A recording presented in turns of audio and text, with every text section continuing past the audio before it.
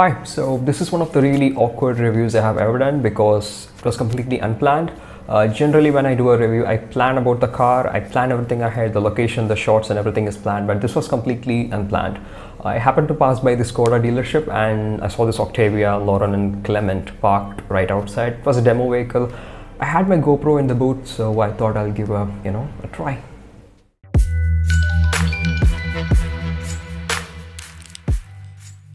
Usually when I go for a review, I tend to do a bit of research about the car, like I need to know about the vehicle I'm going to review so I can give a bit more information. But this one was completely unplanned. It was more like a reality show, just like I told you. And that's actually good if you ask me from a reviewer's point of view. You can have a proper neutral mindset. And in fact, I didn't even know the price range of the car until I completed driving it. So it was a really different review for me. And yes, about the car, it's a Skoda, well known, built by Germans, backed up by Germans at least, proper use of materials in the proper places, excellent build quality. I mean, nothing to complain about. I didn't have anything to complain about, seriously, in the first impressions. And yeah, I just hopped in and took the wheel. So inside the car, first impressions. First was the gear selector and second was the steering wheel. I come to the wheel a little bit later, but the gear selector, it was really tiny and it struck me about the Porsche. Really good to use, properly metal finished, felt rich. Steering wheel. It's a two-spoke steering wheel. I was a bit skeptical about it when I looked in the pictures when it was released, but then it's actually quite functional. I don't know, I cannot stress on this more, but if you are a person who's going to drive in the city quite often, you want to find this really functional because it's easy to maneuver, it's easy to use the wheel when you have one less spoke, especially when you're making a 3-point turn, you will realize it. I cannot just put this into words, but you have to try to know it.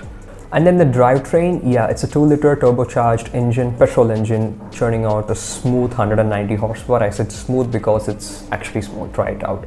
And it's mated with a 7-speed DSG, well known for cleverly changing gears. They work pretty well. I mean, I didn't know when they were shifting gears when I was in the normal drive mode. You do also have the paddle shifters and you can, if you want to take complete control of the car and be a complete idiot. I said idiot because you don't do that in that car. It's not designed for it, and it will disappoint you if you want to push it harder and drive sportily. And yeah, the seats were really comfy and I went into the back seat.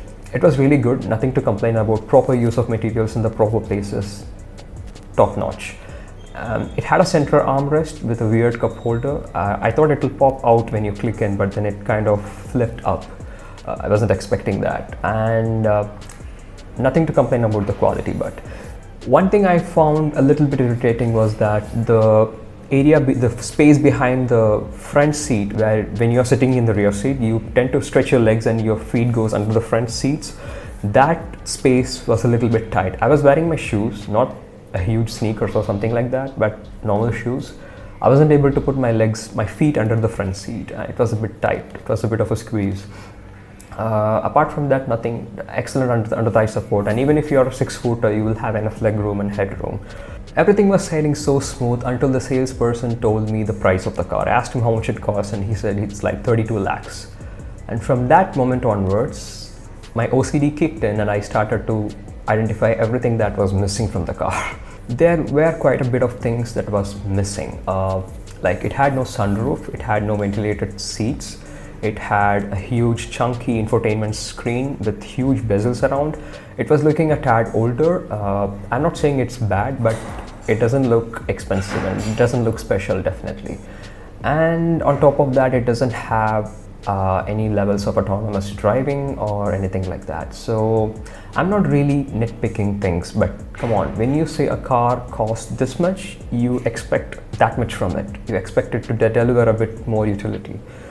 But it doesn't, and when it doesn't, you tend to say the car is a bit expensive for what it actually offers, and that's what actually happened in the case of Octavia.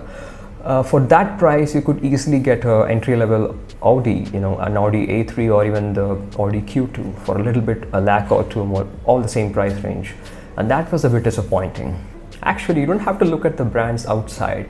If you pay a little bit more cash, like 3 or 4 lakhs, a bit more, you can get the Skoda Superb, and that is the flagship sedan Skoda is offering in India. That has pretty good features to talk about. Alright, the car was excellent, no complaints about it, but after hearing the price and also knowing that the Superb costs only a little bit more than the Octavia, I tend to think like this Skoda Octavia is kind of a marketing trick to draw more customers with the name, because this name Octavia started its life in India as a mid-size sedan competing with the likes of Honda Civic and cars like that.